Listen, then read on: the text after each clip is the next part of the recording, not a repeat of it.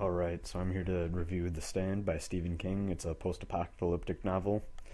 Um, King, this is his fourth novel, and he set out to write what he said, and quote, American Lord of the Rings. Um, he didn't really succeed, at least he didn't feel he succeeded, because he went on to write The Dark Tower, which is more so an American Lord of the Rings, in his view, and I guess his fans' view too. Um, I'm one of the people that likes Stephen King's works more for the non-horror stuff that he does, because what he does is he incorporates the horror aspects of his writing more into the details and the descriptions of like the fights and the things that characters find when they're on their adventures and stuff, and I really like that. Um, this novel takes place in basically three parts. The first is um, basically a disease escapes, I guess, or breaks out from a government facility, and it kills over 99% of society. So the first third of the novel is based off of that. The second part is about all the characters moving west because they see visions either from this old African American woman named Mother Abigail, who represents good, and then this man named Randall Flagg, who represents evil. Um, the and then the third part is the stand between the good and evil sides. So the name of the novel. The book is kind of a stealth Christian novel. I didn't come in expecting it, but there are very realistic depictions of how, I guess, a Christianity apocalypse scenario would play out. Like there are characters that are bad and are tempted and don't decide to be healed and come to God and all that stuff. So I thought that was interesting because most Christian writers wouldn't do that. They would just everything ends up good. No one ends up evil besides the devil, of course, and everyone's happy at the end of the day. This not so much. It's very much based on characters' decisions, and you know maybe some characters turn evil and seek forgiveness and they obtain it, but they still have to live with what they've done. Or maybe some characters are evil and don't want to seek forgiveness, and they just end up not getting forgiven, or getting the wrath of God handed to them. uh, there's a lot of great characters in this. Here I'm just going to go through a few. Well, first I should say this novel probably takes place from about a dozen or so characters' points of view. And each of them are interesting, have their own little ticks and character flaws that they have to deal with or fall to. The first one is Lloyd, who is Randall Flagg's right-hand man. And when we're introduced to Lloyd, he's going on a shooting spree, and he's hopped up on drugs with his friend, and he ends up getting arrested in the first chapter he's in. And then, sure enough, the apocalypse happens. Everyone's dying in the prison, and sure enough, he's in a prison cell. Everyone else is dead, and he's starving to death. And then Flagg comes to him and rescues him and says, "You know what? I'll let you out of the cell, and I'll give you food if you become my right-hand man." So Lloyd he feels like he has a debt to Flagg, and that's very interesting because he's one of the few characters on the evil side of the stand that he knows what he's doing is wrong. He just feels like he has a sense of honor to uphold, and that he owes a debt to Flagg that he needs to pay back by being his right-hand man. And that was very interesting, I thought. The second character I want to talk about is Larry, who starts out as a druggie and a rock star, and he just, got a lucky break and wrote a hit song that's on the radio all the time. So he ends up getting into drugs, as, all big rock stars do, and he ends up in debt, and he messed up big time. But then the apocalypse happens, so, he has more problems to deal with, I guess.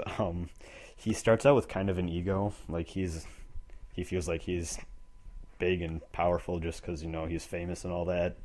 But he matures over the course of the story and becomes a lot more humble.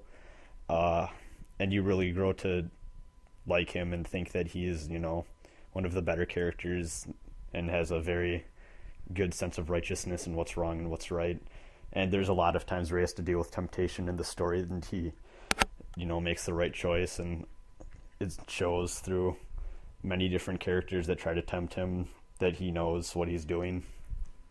The last character I want to talk about. Oh, and if you're wondering why I'm talking more about the characters in this review than the plot, that's mainly because Stephen King's works aren't so much about the plot as they are the characters and their decisions and thoughts and everything that they do, the characterization and how they grow throughout the novel. The last character I want to talk about is Randall Flagg, who is one of Stephen King's recurring villains, and he is a wandering demon. That's the best way to describe him. He kind of appears as like this vagrant type of person first, and like I think King even describes him as like plain looking, like it'd be just be someone you'd pass by in a store or something and wouldn't think too much of. But he's very cultured. He has a lot of pop culture references that he likes to throw out up his sleeve. Like I think he references Rolling Stones a few times and just other stuff like that. He's very manipulative. He's very good at seeking out, okay, this is a character flaw that they have, how can I exploit it? But even then, he's not afraid to show like brute force. He has paranormal powers that he uses to kill people and show his dominance. But along with that, he's also very much a control freak, where throughout the novel there are times where he thinks he goes into a situation and he thinks he has total control over it and that nothing's going to go wrong. But when something goes wrong, he flips. And those are probably some of my favorite scenes throughout the book, just because his reaction and how he starts to realize owning an evil society is not all easy as he thought it was, and that he can't always count on controlling people 100%. That's very interesting. King did a really good job with that. I will say, however, there are two editions of this novel, so if you're going out to read it, there's an uncut edition that honestly I can't really recommend, except for one thing. Like, it adds a prologue and an epilogue. The epilogue is really good, and it ties into Stephen King's Dark Tower series, which also includes Randall Flagg. But besides that, there's not much else. Like, it's just scenes from the original, but they're made more gory. Like, there's one part where they meet, like, I think in the original they just come across these girls, and then in the uncut edition it's like, oh, we had to rescue them from slave traders and they were sex slaves. And he just adds in some really, I'm gonna say unnecessary, like, it seems like he's just making it more gory and shock value type stuff, and he really doesn't need it. And also it adds like 200 pages that just really don't add much. I mean, I think there's literally just 20 pages of just sex added into the novel, and it's really unnecessary and kind of a drag to read through. But if you're interested in reading The Dark Tower, I'd say go with the uncut version, just because of that epilogue chapter. Maybe if you can find it online, just read it after you're done with the novel. But I can't really recommend the uncut edition, just because it adds so much pointless shit that really didn't need to be there. The only real complaint I have with this novel, and I'm not going to spoil anything at all, but it's the ending. Stephen King does not like writing with an outline, and for a lot of his longer works like this and The Dark Tower, it really shows. The endings, even though it does fit with like the themes of the novel and how it all works, it's kind of a cop-out, and I was kind of disappointed with how he handled it. But I mean, it does fit, and it could have been a lot worse than what it was, but even so, I had some mixed feelings about it. But even then, that's my only real complaint. I mean, if you like post-apocalyptic fiction, you're gonna love this. If you like Stephen King, you're gonna love this. If you're a Christian that wants to read a good Christian story that doesn't fear going into the nitty-gritty stuff, and is very realistic in its portrayal of how people view Christianity and how people come and leave Christianity, I highly recommend this. It's very interesting. And that's it. So yeah, I'd say go read this if you want to. And if you do read this, do look into the Dark Tower series, which, like I said before, does feature Randall Flagg as a character, and does include a lot of elements from The Stand in its continuity, actually, so that's very interesting to see.